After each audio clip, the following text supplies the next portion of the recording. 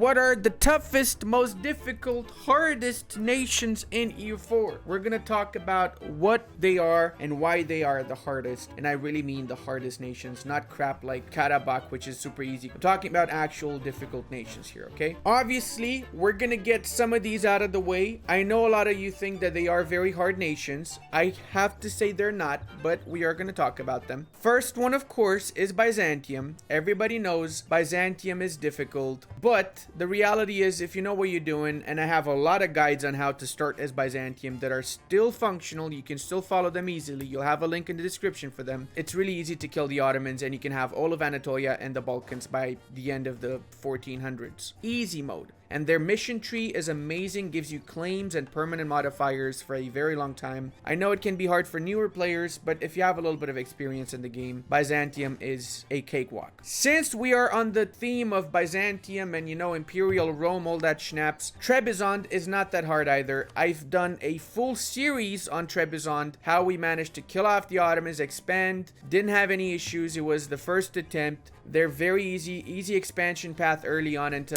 the Genoese lands, Circassia, Crimea. Then later you can kill off Ottomans, or you can just try to kill off Ottomans from vassalizing with the no CB Byzantium and using that tactic. That works as well. Trebizond is tough for newer players, but it's not a difficult nation in my opinion. Probably mid-level, let's say, but still doable. Karabakh is also not that hard. It seems like it is hard, but the reality is that not only do you have a great starting fort, and you also can easily expand in these lands, your independence war is really easy if you manage to get some countries to support your independence. If you don't, simply wait for your moment and then just attack Karakoyunlu. Once you've recruited some mercs, you got 3 companies you can recruit. That's roughly 12,000 units, 14,000 units. So if you position your troops properly and you fight defensively, because there's a lot of mountain provinces here, you can easily win your independence war, get a few provinces in the process. And if you get your independence supported by somebody, that's even easier. A lot of the times what happens is Ajam, Mamluks, and Ottomans support your independence. You just have to improve relations with them, and you just need to check who the rivals of Karakoyunlu are. So now Ajam and Mamluks 100% will support your independence if you improve relations with them, for example. Not hard at all. Next up, another nation that seems like it's hard, but again, I highly disagree. It's not a hard nation. There's 2 ways you can handle Granada. Either go colonial, but I highly suggest you just kill Castile because it's easy. You get the Reconquista CB, your Reconquista achievement that way as well. You can first off attack Tlemcen, get some lands and some power base in Tlemcen, then expand into the Castilian lands if you can, or if not, North Africa, and come back after and take out Castile. I've got a couple of guys on this as well. You'll find the link in the description. I did a live stream, me against Castile and Portugal, and I still won. It does mean that you have to go get a lot of mercenaries. We basically got like 4 or 5 mercenary companies, but once you get the gold mine in La Mancha, it's super easy. And you can also get the gold mine in Tafilalt. Get these both to 10 production development, and then you get basically 13 ducats just from these 2 provinces alone, not including the Sevilla trade node, which is super good, and you get a bunch of money from trade. I think these are the countries that most people think are difficult, but they're not as difficult as they seem, because the countries I'm going to talk about next are actually extremely difficult. First off, since we are in the Iberian Peninsula, it is of course Navarra. Navarra is actually difficult. The only way you can survive as Navarra is 2 ways actually. First way, of course, merc up, get all the mercenaries you can, 1v1 Aragon. You're gonna have to fight Savoy or some other ally of Aragon. Aragon almost always allies Savoy or somebody else on the Italian peninsula, so it's not gonna be easy, and it's gonna be super RNG. Or fall under a PU with Aragon, and then France is gonna support your independence, and you can get your independence war against Aragon with the French on your side. That's the easy version. It can also backfire, and you can get your ass kicked, so keep that in mind. But the next ones up are even worse than this. Out of all the Russian principalities, the most difficult out of all of them is Rostov. Not Yaroslav, not Beluzero, not any other one. It's really hard to get anyone to support your independence, and you're a 1 province miner with very few prospects. Your only chance is to attack the Muscovites after they fought Novgorod and maybe Kazan, and they're really in a weakened state. But it's really difficult as these guys, especially since you're Rostov. It's just really hard, not gonna lie. The most difficult Russian principality. I think there's an achievement for them because you're Rurikovich. You have to kill off Muscovy, I think. Good luck if you're gonna go for that, honestly. Since we are in this area, let's talk about Avaria, which I personally think is one of the top 3 most difficult nations in this game, not only because of the starting situation, but because of what happens after the starting situation. So you do have a really epic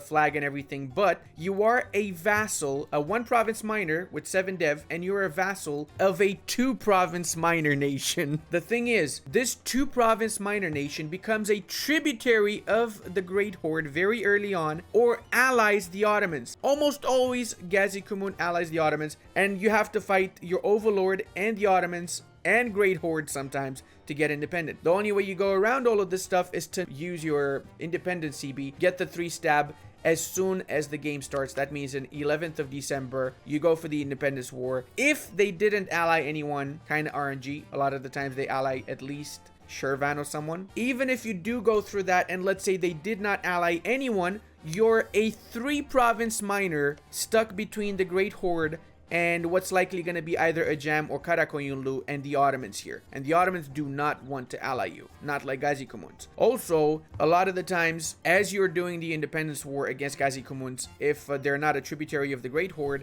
they will get attacked by the Great Horde or somebody else around them. You might not even be able to get all 3 of these provinces here.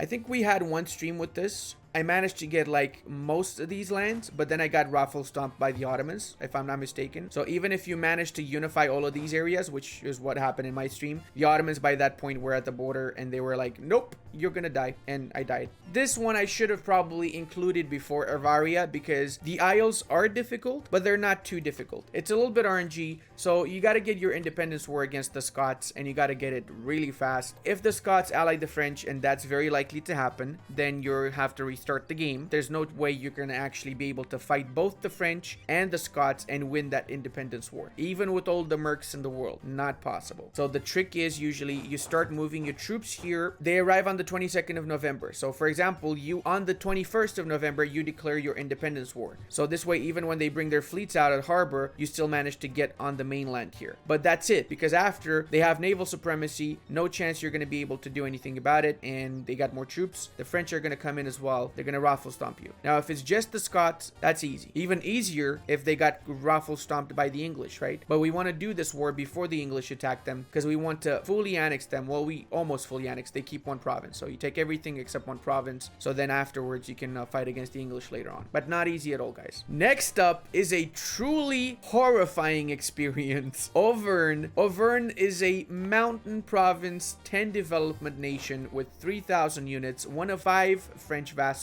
Your only chance to survive and thrive and not get killed by the French as Auvergne, and I mean your only chance during the English War or during the Burgundian War, if the Burgundians managed to do their missions or if something went really bad for the French, because the French have 30,000 units and another 15 to 20,000 from the other vassals. They're gonna raffle stomp you. You have no chance, even with all the mercs. I remember I tried to do a video for this nation. I got killed like 3 times, and then I was like, need to work on this tactic a little bit here, because it's super RNG, and if I just present a video that's 99% RNG, like 1% chance of happening, that's pretty weird, you know? Sometimes, if you're lucky, you get your independence supported by the rivals of France. So like Aragon, Austria, I'm guessing they're rivals now. Yes, they are. So you could technically get these countries to support your independence, but very slim chance, and normally they want you to have 15 to 20,000 units in order to support your independence. And if you're gonna have 15 to 20,000 units, you can pretty much do that war by yourself, but your economy is gonna tank very, very fast, so keep that in mind. Next up is a nation that was extremely difficult before, but things have changed. I am of course talking about Sukhothai. So it used to be that Sukhothai had to have its independence before the event triggers, where within 5 years you get integrated by Ayutthaya, and when you went to war with Ayutthaya, you had to fight both Ayutthaya and the tributary overlord Ming. That doesn't happen anymore. Now, when the event triggers, you actually can subjugate Ayutthaya yourself and take half their country if you're playing as Sukhothai. So they changed it, which is good, because now Sukhothai is actually playable. Before, this was the hardest country in the game by far. Now, The Homie is a very special nation. It has its own achievement where you need to conquer all of this particular area here, and you need to also make it fetishist. You're a fetishist country. You start with 3 development, 4,000 units, and that's it. That's pretty much it. Nothing else. You have the coolest coolest color I've seen in this area though, so you got that going for you. But the RNG is massive with this nation. Probably gonna take 4 to 5 starts in order to start expanding. You're gonna have to attack one of your 3 neighboring nations. Depending on the alliance sets, it's gonna be pretty tough. Good luck if you're gonna go for this. You're gonna need it. Next up is the 3 most difficult nations. I'm not sure which one of these is the most difficult itself, but I have a suspicion which one it is. I'm also gonna make one more mention though. Manipur is not easy. It's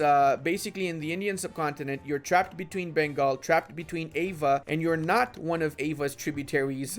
You're just next to them, so that's gonna be interesting because you cannot expand in that area either. You can basically just get these 5 provinces and then you have to snake your way into the Tibetan lands. That's the only expansion path. Massively RNG because a lot of the times these 2 nations ally Ava or Bengal. That's a restart right there. That's a 1444. They have a really interesting achievement where you have to conquer all of India because you are an animist nation, one of the few animist nations in these areas. And there's also the 3 over here, isn't it? Yeah. That's nothing compared to the next 3 nations. Janjiro, boys. Janjiro. Don't get fooled. I know you're thinking now, oh, but there's so many expansion paths for Janjiro. Oh, is there? Let me see. Vassal of Ethiopia, vassal of Ethiopia. Oh, it's Ethiopia itself. We can expand into Kaffa and Welaitia, but for my test runs, every single time, by the time you finish the war or just start the war, Ethiopia attacks you, or Adal attacks you if you take Welaitian lands. It is not easy playing as this nation at all. I like the map color though, and the flag, so I might do a playthrough as Janjiro at some point, simply because I like the map color. Now it's time for the 2 hardest nations in the game, and I can tell you, once I start saying what countries they are, you're gonna be shocked, because one of these countries is hiding in plain sight. It was always there, but you just never realized it's there. Naxos, my boys. Naxos. Epirus is super easy, dude. Naxos is hard as schnitzel. Schnitzel, y'all. Look at this. You got 6 development, 2,000 troops, not even 3 like most countries, and you're a vassal of Venice. Let's say you manage to break away. Venice, by the way, starts with 18,000 units, and they usually get pretty strong allies and a massive fleet, and you're an island nation. If, let's say, you manage to get your independence from Venice, somehow, you got super lucky,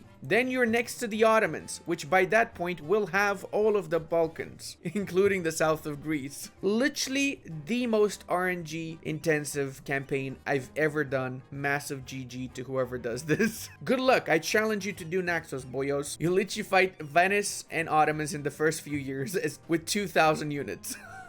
That's an actual hard nation. Similar to Naxos, we also have the nation of Palarkimidi, which is one of 3, well actually 4 vassals of Orissa. You have 2,000 units, you have 3 development, and you have to fight your overlord, which has 15,000, and another 7,000 units for your fellow vassals that are gonna attack you. It's not easy. It's really not easy. Ally all the other vassals, good luck with that. They never become disloyal. It's really hard to get the other vassals disloyal, as this particular nation here. Not only that, if let's say you break away and you manage to get your independence, by that point, Bahmanis, Bengal, Jaunpur, Vijayanagar are gonna be at your borders, and they're gonna be asking for some juicy Parakamadidi lands, your lands. You want to talk difficult, hard nations? Palark Madini and Naxos. You taking it or what? Play as these nations now. And don't forget to subscribe and give me your soul also. That's all I'm asking for. Bye bye.